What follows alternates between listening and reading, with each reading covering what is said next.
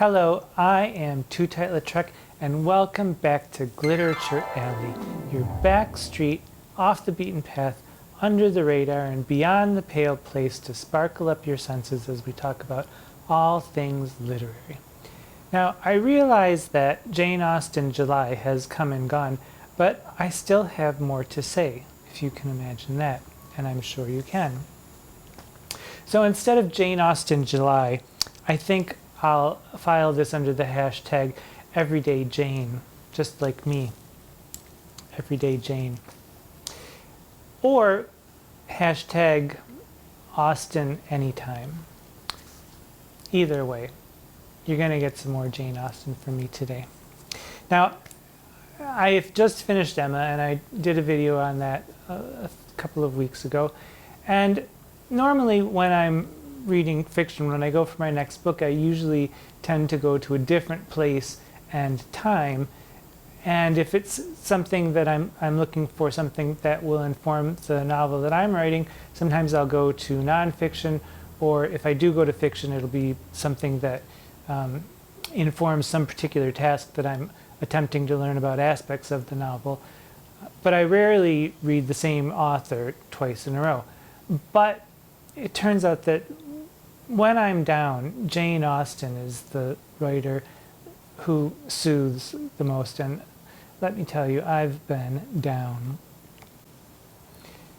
So, Pride and Prejudice, right on the heels of Emma. What a balm and what a wonder.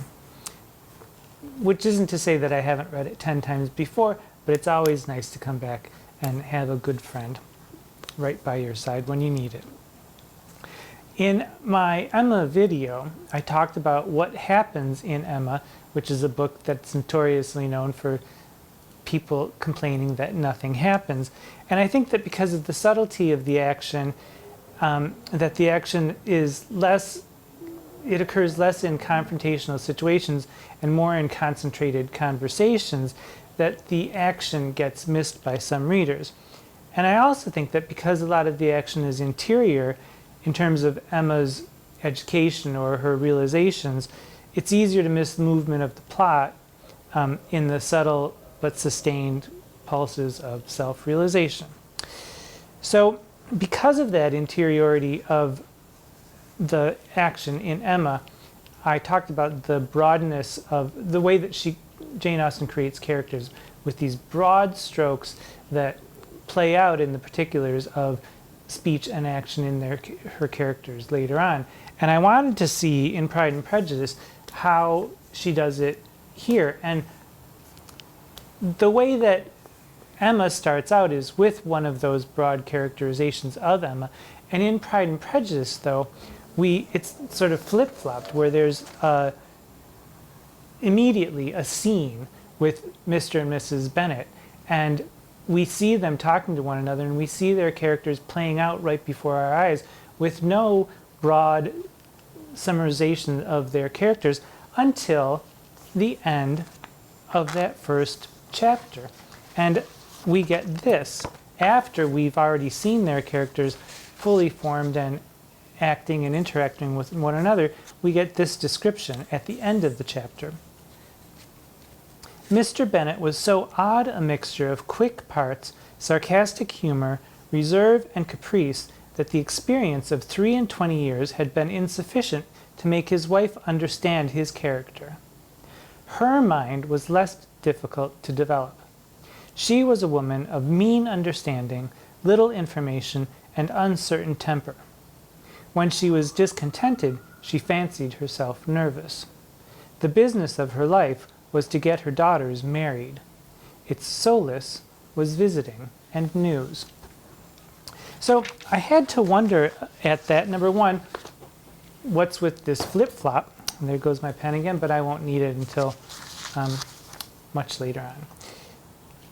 She starts out with in-scene dialogue, and we see the characters, and then she has the summarization. And I thought, well, what is the point of having a summarization when you've just had the characters in scene? And I also wondered, why does it still work? Because if it is just a summation of what we've seen, it shouldn't work, but it does. Number one, because it's funny. Number two, because it does give us some new information. We learn that Mr. and Mrs. Bennet have been married for 23 years.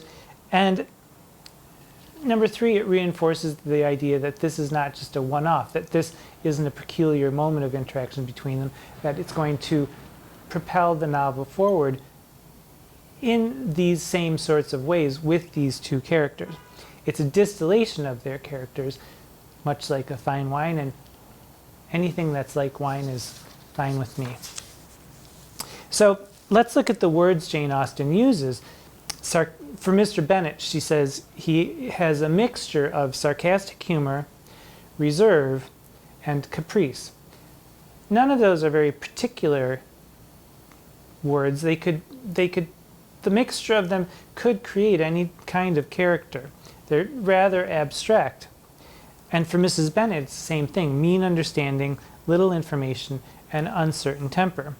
So you get a feeling about what they might be like as people, but it's like Jane Austen has put the DNA into her descriptions in these abstractions so that later on,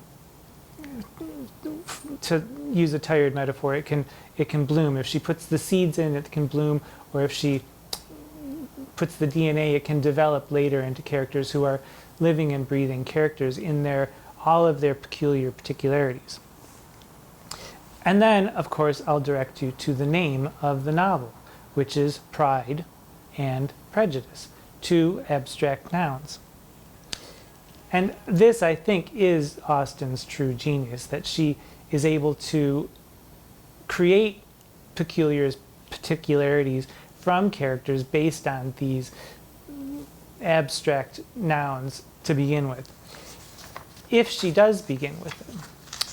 Now, I started thinking about how she may have written these novels, and there's a danger when you're a fiction writer, when you start to read Jane Austen, and the main danger is crumpling up into a fetal position and rocking yourself into a fitful sleep as you clink and clank among the empty wine bottles and roll around in the crunching potato chip crumbs while you think of all the ways in which you fall short of Jane Austen as a writer. But then, of course, you rise and rally and you think of all the things that you can learn from Jane Austen if you keep your mind open. So I had to think, well, first of all, what do you really need in a novel? You need to create a world that feels real, with characters who feel real, who interact with each other in believable ways.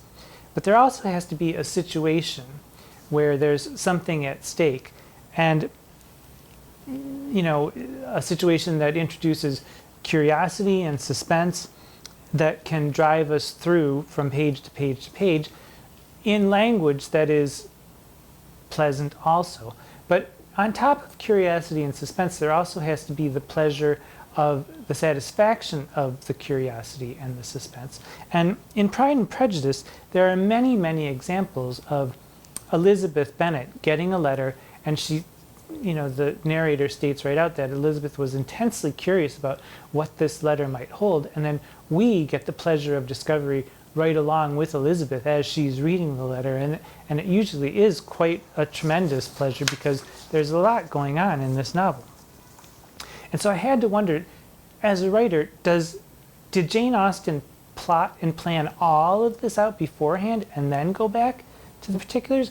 Or did she maybe write her way into some of the explanations, or write her way into the resolution of the problems that she had set up for herself? And I have, of course, gotten Jane Austen's letter, but I haven't delved into them yet. But if anybody has, and they have some sort of an idea about how Jane Austen did go about planning her novels, or how much of it she talks about writing her way into it, I would dearly love to know. But I have a little bit of a suspicion, because I didn't go directly to Pride and Prejudice after Emma. I went to, I had already read Lady Susan, but I also read The Watsons and Sanditon, two of Jane Austen's unfinished novels. And say what you will about them, they're interesting examples of a first draft. Not to say that it's a first draft, but they're unfinished, so I consider anything that isn't finished part of a first draft. You don't have a first draft until you've written the last page of your novel, and then you can go back to the beginning and try to figure out how to work with it. And neither the Watsons or Sanditon create character in the same way that they're created in her other 6 novels. They don't have those abstract characterizations, and the characters in these fragments are not tremendously compelling. They're not even memorable. It's difficult to remember which character is which. So I do think that perhaps Jane Austen wrote full drafts and then went back to them later and revised so that the characters really came alive. And I do know also that for Sense and Sensibility and Pride and Prejudice, those were written in the late 1790s and weren't published until the 18 teens. And both of those were originally epistolary novels in letters, and they're nothing like that in their final versions. So we do have a good idea that Jane Austen was a tremendously active reviser. And the information that I have says that Emma was written after Pride and Prejudice, but I can't believe that it was written in a period of 3 years. I have to believe that there was an earlier version of Emma at some point, because it's just too finely done to have knocked it off in 3 years based on what I have seen of what Jane Austen can do in a first draft. So, I've got my pen back. I am fascinated at Jane Austen's journey from abstract to particular, and the way that she leads the way through her novels, picking plot points. She sets up situations and then sets her characters into them, and then we end up seeing what they say and do based on these they're abstract, but they're pretty specific abstract characteristics. And the things that these characters say and do are really quite faithful to those initial abstract descriptions. So, because her novels are so tremendously well structured, Pride and Prejudice and Sense and Sensibility, I could see how one might believe that those are the superior novels, but I can't let go of my love of Emma. Emma is my favorite. There's a certain subtlety in Emma, a certain je ne sais quoi, which could also be a good drag name, Jenny Say Quoi. Yes, that's the name of my French cousin, who, if anybody has a French aria or something like that they might want me to lip sync, or a French actor or actress who could, rail off a Rimbaud poem or Baudelaire, let me know, and I'll call up Jenny Say Quoi and see if she can do something for you. But I digress. Emma, there's more subtlety in Emma. She does have there's a certain je ne sais quoi about it, and the idea that the action of the novel is through the interior development of the main character is, I think, very difficult to pull off, and it's right up my alley. And I'll leave that at that. So, which isn't to say Elizabeth Bennet in Pride and Prejudice doesn't have her own interior transformation. She does. She comes to the realization that although Darcy is pride, she is prejudice, and these prejudices have made her miserable. But they don't seem as devastating as Emma's small, constant realizations of her own faults, that these tiny explosions of self-realization that chip away at the high regard that she used to hold herself in and bring her down to earth to a point where she becomes a very mature person and fit for the wonderful Mr. Knightley, which, if you didn't know that happened, sorry, but there you go. The other thing about Jane Austen that one day I'll talk about are her short novels, which are so economical and so well structured. I haven't quite figured out what I think about them or how to do something like that, but I do find them fascinating, that each chapter is 5 pages long, and it continues in this pulse along the way, 5 pages, 5 pages, 5 pages. It's quite good. So a simple glance at her novels, we see these abstract nouns: pride and prejudice, sense and sensibility, persuasion. But then there are the 3 other novels: Emma, Northanger Abbey, and Mansfield Park. Why weren't they given the names of abstract nouns so that she could detonate their characters all throughout the novel? I don't know. If they were, if you do have an idea of what abstract nouns you could give to these 3 novels, I would love to hear what you have to say in the comment section. I've come up with a few. For Emma, I thought perhaps maybe cleverness and clarity, because Emma is so clever, but Knightley has the clarity of thought that can educate Emma and show her the error of her ways. For Mansfield Park, maybe modesty and manners. I don't know. Northanger Abbey, maybe flighty flirts or something like that. I don't know. I think I've only read Northanger Abbey twice, and it's been a long time, so it's a little fuzzy. I don't really know if flighty flirts would work, but let me know what you think. So that's it for me.